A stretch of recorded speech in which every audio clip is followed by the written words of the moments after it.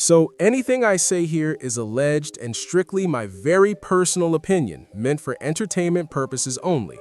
Now today, we're talking about Claressa Shields and that Papoose post, because honestly, this situation just refuses to die down. You feel me? It keeps dragging on and on. As of right now, 50 Cent still hasn't responded to this alleged beef. And listen to this part carefully. Claressa Shields inserted herself into this situation because originally this was really between Papoose and 50 Cent. Papoose was the one who responded to 50 first. Then Claressa Shields jumped in afterward. It seems like she wasn't satisfied with Papoose saying he could handle it, especially when his response was limited to posting AI-generated videos. And instead of addressing real issues, he seemed more focused on hairline jokes online. Because with Papoose, image and appearance matter a lot. Then, suddenly, Papoose disappeared from the internet, literally and figuratively vanished off the face of the earth, and that left Claressa Shields holding the bag. From that point forward, she's been going back and forth directly with 50 Cent. Now, here's where it gets interesting. Yesterday, she dropped a combined post. She teamed up again with the Jasmine brand. That post revisited the anti-lackness tweets we already talked about in a previous video. And on top of that, more people chimed in. She even reposted a supportive comment from Carson Blue in her Instagram stories. Now, let me be very clear about the issue at hand. I do not believe she's being attacked simply because she's a black woman. I also don't see widespread attacks on her looks or physical appearance. If someone is doing that, I honestly don't know who they are. What I've seen across platforms is criticism of her behavior. People are reacting to how she's been moving, especially her back and forth with Layla Ali. A lot of folks felt that exchange was disrespectful. They felt it was unnecessary, and frankly, they felt it lacked kindness.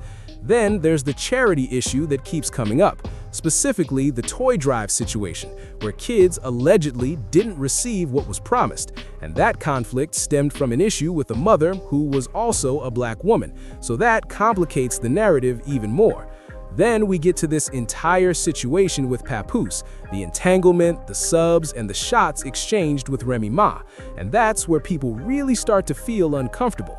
Because the question becomes, if you're so great at boxing, if you've won all these awards, if you've accomplished so much, why does Papoose feel like your entire identity? Why does he seem like your whole existence? And why use this as a gotcha moment against Remy Ma? When the truth is, Papoose intended to keep you hidden until Remy Ma exposed everything. Once she spilled that tea about him allegedly sleeping on your couch, allegedly falling asleep on the phone with you, and sharing screenshots of texts suggesting you were the one pushing to go public, wanting red carpets and BET Awards appearances, full public displays, ringside seats at boxing matches, all of that visibility. You wanted that exposure. You wanted that spotlight. You wanted to be the rapper. You were the one who signed that $8 million deal, right? You wanted the lights, the cameras, and the full action package. But at the same time, you want to control what people are allowed to say about you. And the moment the commentary isn't flattering, you get mad online. Yet if anyone throws shade, or what you interpret as shade, especially tied to how you used to look back in the day, whether it was during your Olympic gold medal era or earlier moments, or even reposting those old ESPN Body magazine photos, now suddenly you're reposting them again. Why? Because you said it yourself. You've been viral for 40 days. You're trying to stay in the algorithm. So clearly, part of you understands that you like the attention. Positive or negative, you enjoy being in the headlines, right? That's one side of this. Now let's talk about the Papoose side of things. Because allegedly, and let's be clear about that, according to Tasha K, she posted a tweet claiming an exclusive. She alleged that Papoose, legally known as Willie Mackey, owes over $300,000 in unpaid IRS tax liens. These allegedly date back to 2012. Records reportedly suggest federal taxes haven't been paid in over 12 years. Now hold on, this is being described as public information on file in New York. Everything is alleged. Even her name was joked about as alleged, complete with emojis. She claimed it was all a setup by Todd, and she even posted a copy of a document. The document referenced a federal tax lien and Pap's alleged government name. You guys, this is a full-blown hot mess express.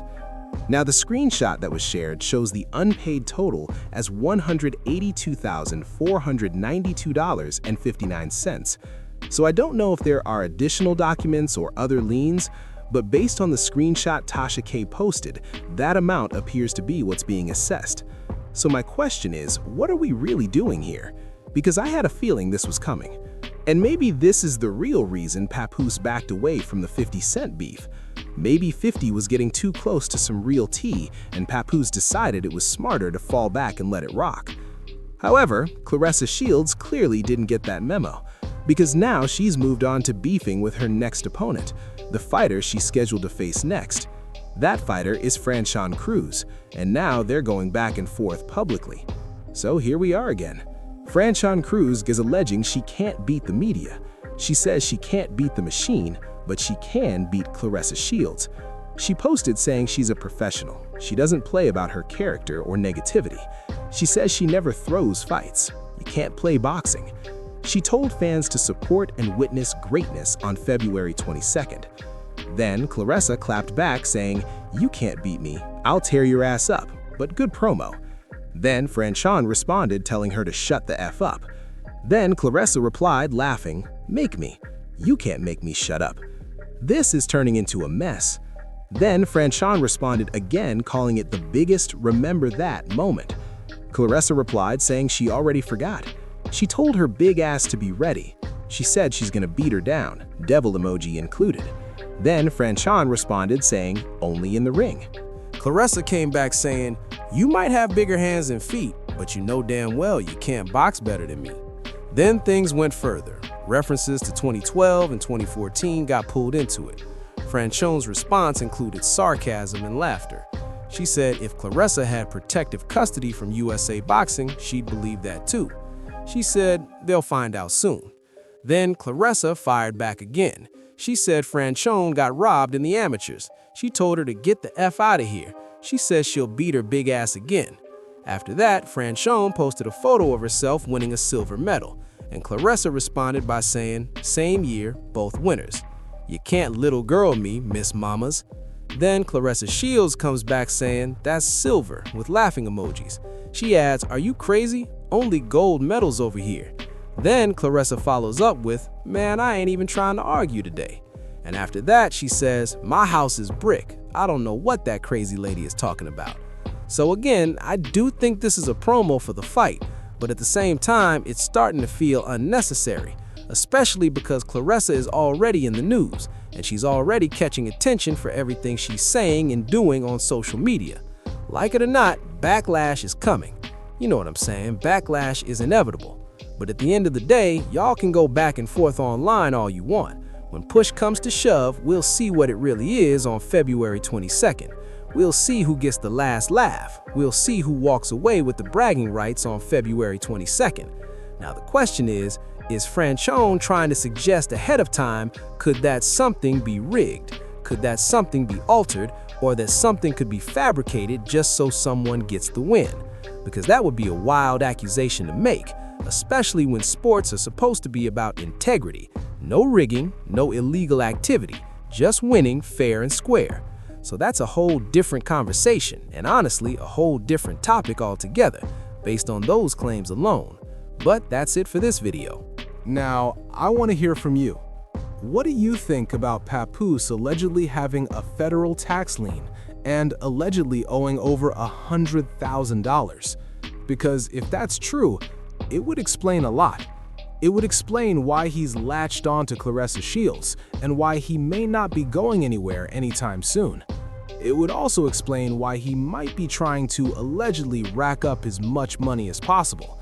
Because according to Remy Ma, when he was with her, she claimed he allegedly wasn't even contributing to the utility bills. She also alleged that he was pawning her jewelry. Those are Remy Ma's words. So with that being said, Claressa Shields may now be Papoose's new source of income, which could explain why she allegedly signed that record deal, which could explain why she allegedly wants to be a rapper, which could explain why Papoose may have allegedly benefited from that $8 million deal, which could also explain why he's allegedly inserting himself into boxing spaces, trying to create multiple streams of income off Claressa Shields' back. Unfortunately, none of this looks positive, if this is truly why Papoose attached himself to her. Because yes, he sees her on the come-up, he sees her right at the edge of a major career moment, but this Papoose entanglement is not helping her brand. It's not helping her image. It's only creating more negativity. Meanwhile, Papoose may still be viewing this as a business opportunity. And like Tasha K suggested in her tweet, this could all be part of a scheme. Either a scheme set up by Todd or a scheme set up by Papoose himself, creating chaos publicly while quietly pocketing money behind the scenes. So yeah, there's that. That's it. That's all. As they say, this is the end of the road for this video. Let me know your thoughts in the comments. Don't forget to like, comment, and subscribe. Hit that notification bell so you're alerted every time I drop new content.